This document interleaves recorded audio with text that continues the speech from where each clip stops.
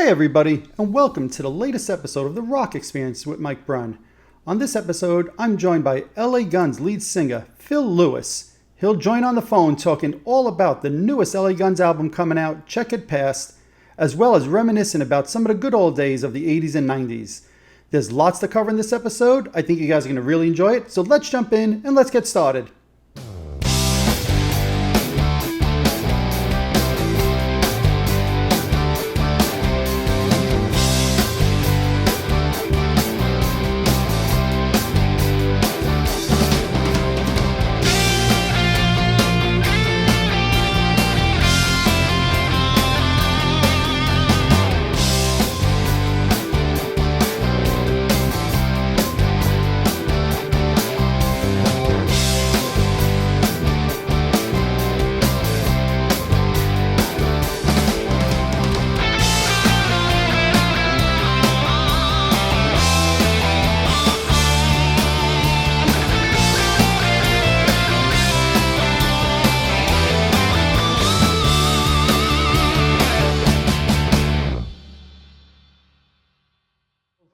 Let me first start off just by asking you, how's the past year and a half been for you?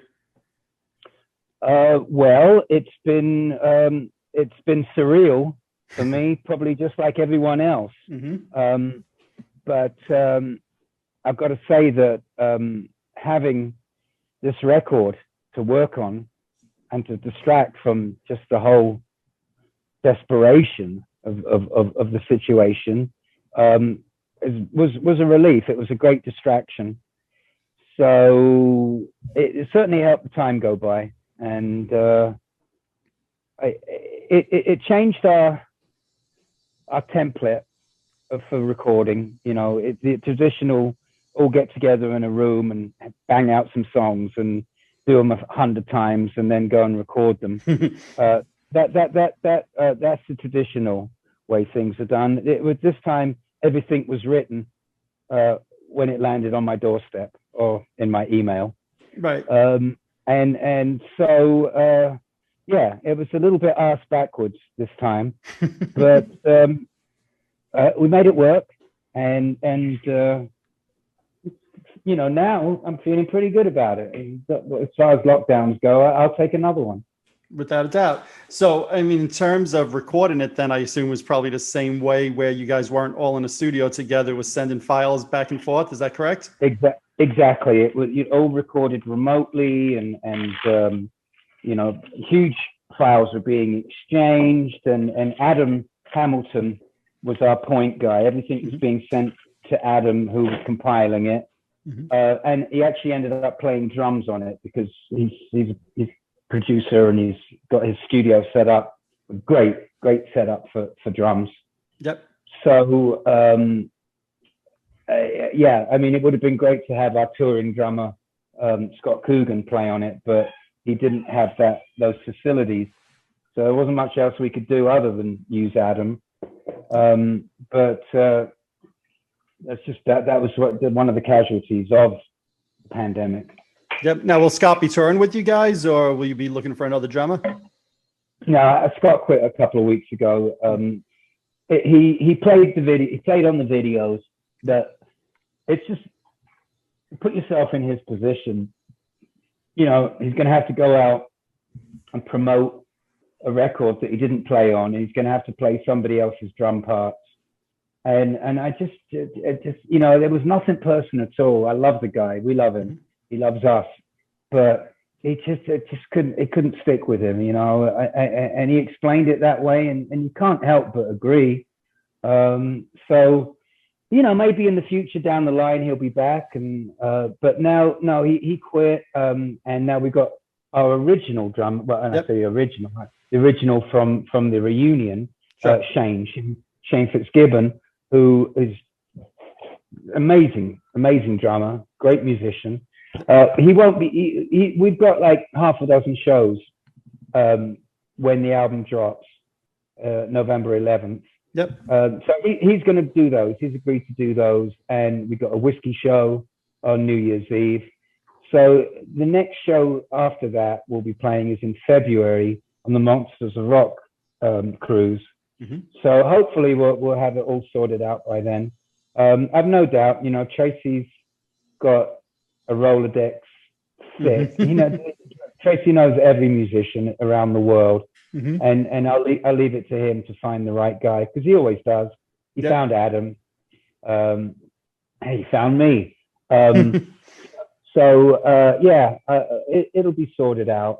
And it's good. It'd be great to play with Shane again. We know it's only temporary because, I don't know if you know, he works for Kanye West, and he's Kanye's like main engineer. His right hand. His studio hands. And which is just such a fantastic lucrative gig, and one that Shane deserves and could do on his head. But yeah, so Kanye's let him go, let him come back into the fold to get his rock back on. In fact, Kanye's been super cool and letting us use his warehouse, his facilities to rehearse. So can't say fairer than that. Well, that's awesome to hear. Now, you also mentioned just now that you'll be doing some shows. You mentioned the New Year's Eve show at the Whisky. What is it like for you whenever you go back and play the Whisky, knowing that that's kind of where the band started in the 80s? What is it like for you going back there? It's pure magic. It's absolutely just, I love that place. And it wasn't the first gig that I played in LA. Right. But it was the most important one. And it was when we played the Whisky the first time, that was the night we were signed in less than 24 hours after that gig. So it's been incredibly lucky. I've met 2 wives at the Whisky. Okay. And you still call it lucky. Okay. I've done it countless times. I've for the most part, always enjoyed it. We've had our ups and downs, and a little bit of an estrangement with them for a while. But they got a new booker 10 years ago. Cool, lovely guy, Jake. I met him in a car accessory store in Hollywood. He goes, "Are you Phil Lewis?" He goes, "Hi, I'm Jake. I've just started working at the Whisky, and I'm booking bands, and I want to get you back." And it just out of nowhere, this strange little fella came up to me, right, and just reconnected with that fantastic venue. And so it's kind of a tradition that I play. I think I've done about 5, maybe 6 New Year's Eve shows at the Whisky. So that's a good. That is, the Whisky can get anyone. As the fact is that they want us. I like that. It's a compliment. Oh, without a doubt. Now, speaking of the Whisky and the whole California scene, today you guys put out your new video for the song Get Along, and I noticed instantly there was a little bit of a tribute to Eddie Van Halen in the video. So what did he mean to you as a band, and what does he mean to you personally?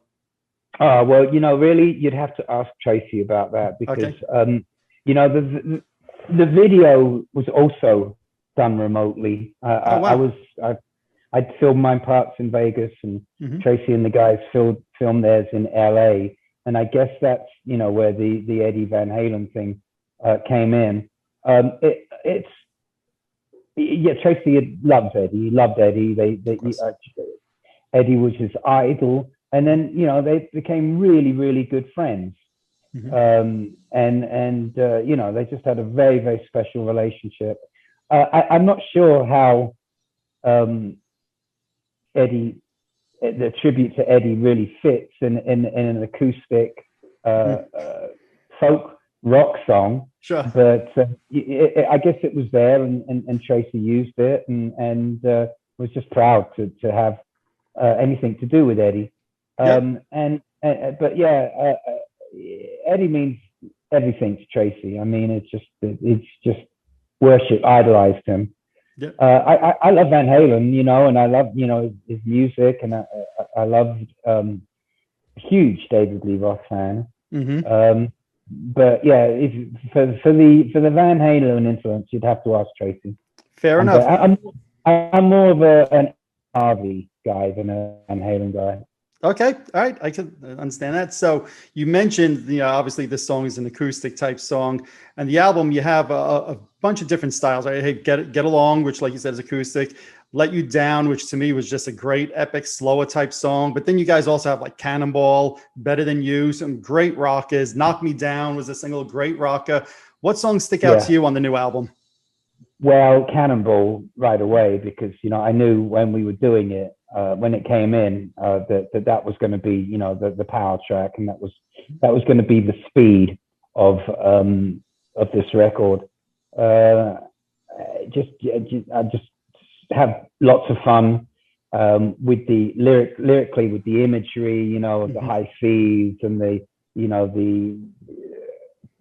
Pirates of the Caribbean vibe it has going. That was a monster song that I really enjoyed. I like the song Right. Have you got the whole record? Yes, I did. Yes. Yep. Okay. So I really, really like Bad Luck Charm, because I'm a big blues fan, and the lyrics are funny. It's a lot of humor in that. I like that song. I find myself, like when I'm riding my bike around, I find myself like singing it, singing that chorus. Yep. Living Right Now. Okay. Yep. That riff, holy shit! When I heard that, I was like, "Oh, that is so good." That that actually might even be I'm not sure if it's anyone else's favorite, but I love it. I love I'm real happy with the way that turned out. I'm really ecstatic with the whole thing, to be honest with you. Yeah. And I've always had this boyish enthusiasm. I always think, I think this is the best thing we've ever done.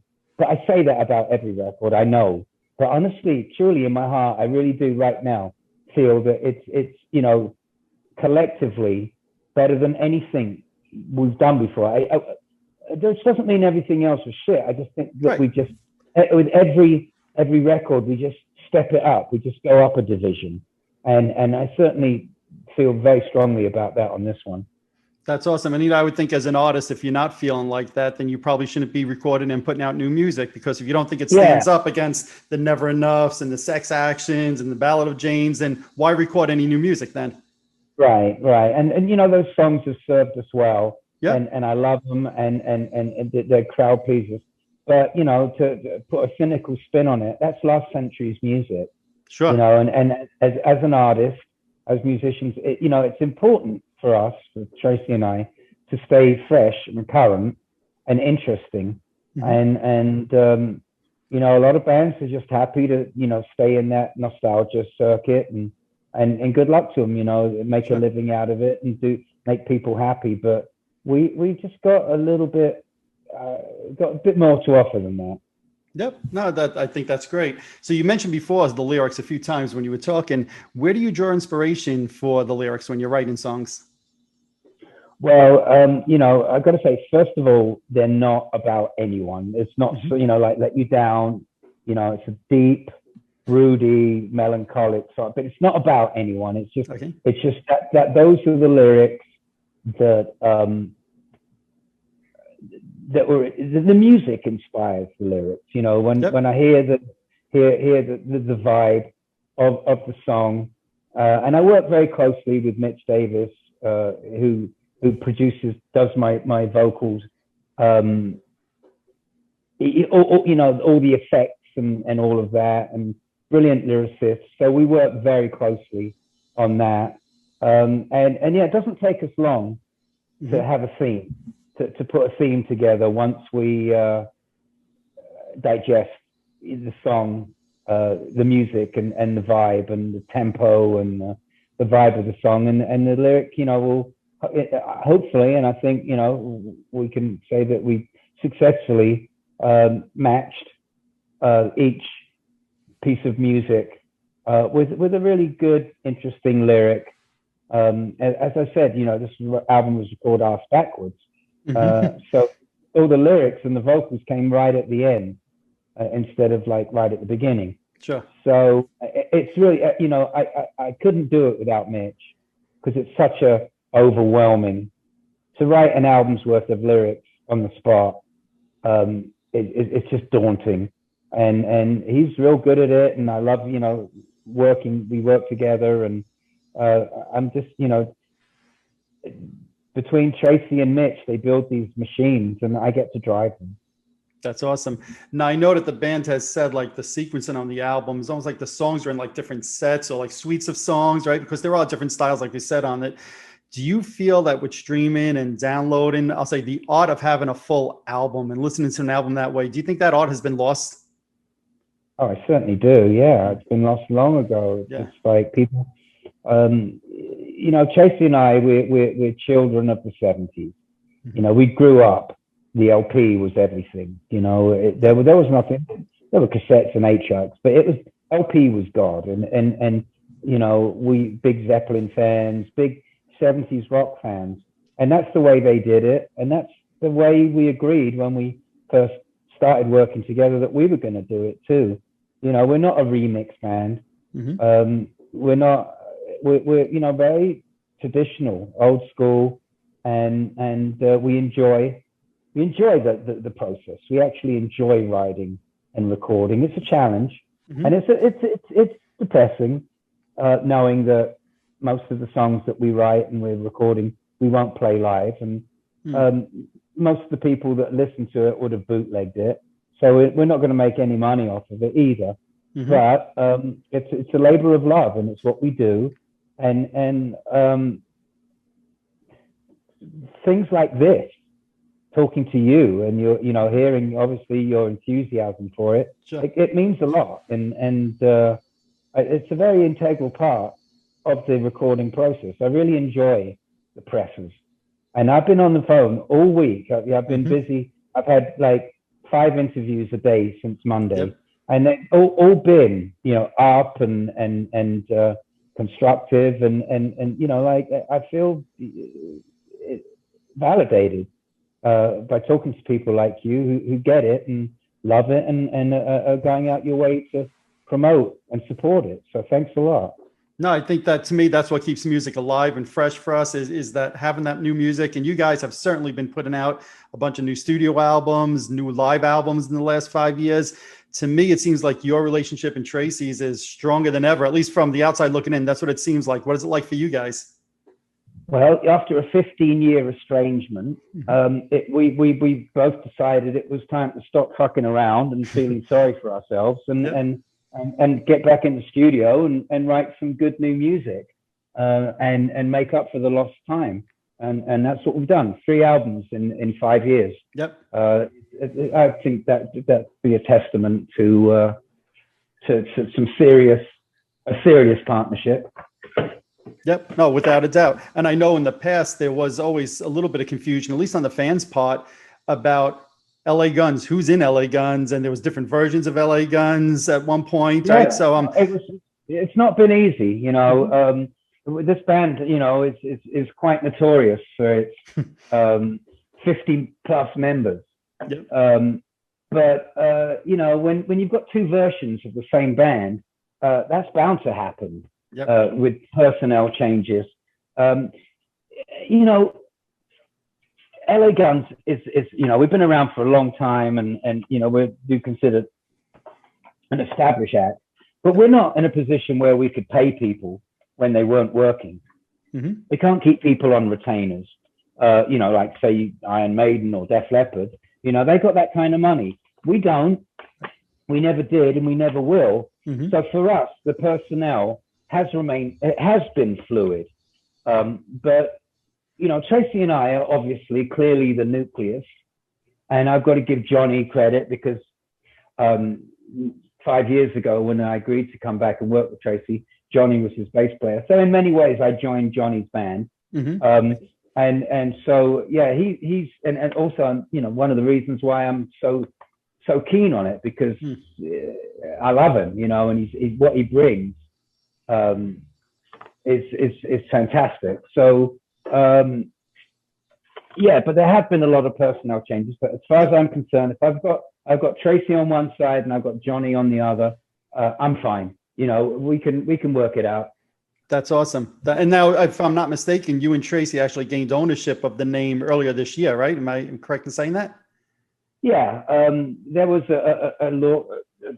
a legal case that had to be settled. The old drummer had just taken it upon himself that he wanted to be LA Guns, Mm-hmm. The question was he legally allowed to do that? Now it's a technical legal question because Sure. he certainly wasn't breaking any laws by doing that, but he was causing a great deal of confusion, and in many ways it was malicious confusion. So we took him out. We took him on that, and we spent a lot of money pursuing that and legally. And he would have had to spend a lot of money defending it. So we came to an amicable agreement that we are LA Guns and Yep. he's not. Yep. No, to me, it totally makes sense. Now, like you said before, unfortunately, with the way the world is today, so many people are going to illegally download the album or stream it where there's not a lot of money for the bands. So how do you view success in 2021? I know in the 80s, 90s, it used to be gold albums, platinum albums. That was success. How do you measure success on a new album these days? The songs. Great answer. The music, the vibe, I don't care, I'm not a millionaire, but I've got more money than I'll ever need, so I'm comfortable. So I don't care, it was nice to have gold records, but all the bullshit that went with it, the spinal tap bullshit, being told by your accountant what outfit he thinks you should wear, and it's like, fuck off. Mm-hmm. It's so interfering, and that drove a huge wedge between Tracy and me. And that was the inevitable breakup. It wasn't because of him and I, it was because of just the outside pressure. It's, oh, you don't need him. Oh, you could do fine. You go ahead and do your own thing. And that fucked us up. And honestly, much as I loved, the adulation and the gold records, and I'm always be proud of them. I'll take this over that any day. No, that makes a lot of sense to me. So then as an artist, for you, when you're writing new material, do you feel it's tougher because you have to live up to the past and some of those classics we mentioned before? Or is it easier for you because you don't have the suits kind of breathing down your neck saying you have to dress like this, it has to sound like that? Is it easier or harder? Right. Musically, it's not a great challenge to come up with a song better than Sex Action. No offense. I understand that. That's Mark 1. That's LA Guns 1.0. Right. It's a completely different animal now. So the disposable fun, throwaway bubblegum stuck in your hair vibe from LA Guns. That we've moved on from that. So it is harder artistically because that's the way we want it. I don't want to write another Sex Action. I need guy in his 60s singing "I'm a sex gun lover" in the heat of the night. It's a responsibility to like we've grown up, and hopefully our fans have grown up. People that follow us grown up as well, and they can relate to it. So I do feel in many ways, although it's an established name band, but in many ways I do feel that it is a new band with an old name. I know that totally makes sense to me. So then, so many bands from that time period say kind of grunge understandably killed off that, and there's a lot of resentment. Do you feel like that was almost like necessary for some of the reasons you just outlined, with songs like Sex Action? You're not wrong. It's a very good point.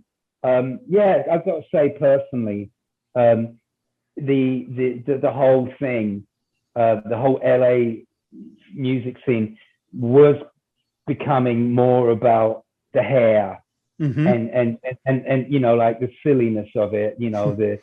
We weren't really silly. I mean, we did some silly stuff, but we always fancied ourselves as being more of a biker, leathery, dirty band. We were quite happy being dirty, and trend towards, and I'm not. This is definitely, I swear, it's not a knock. But when you get guys like Kip Winger, who he's like a model. He's Sure. so fucking handsome, and just just had the big hair and the big teeth. And we're quite dirty and ugly, and we've got missing teeth. So it was yeah.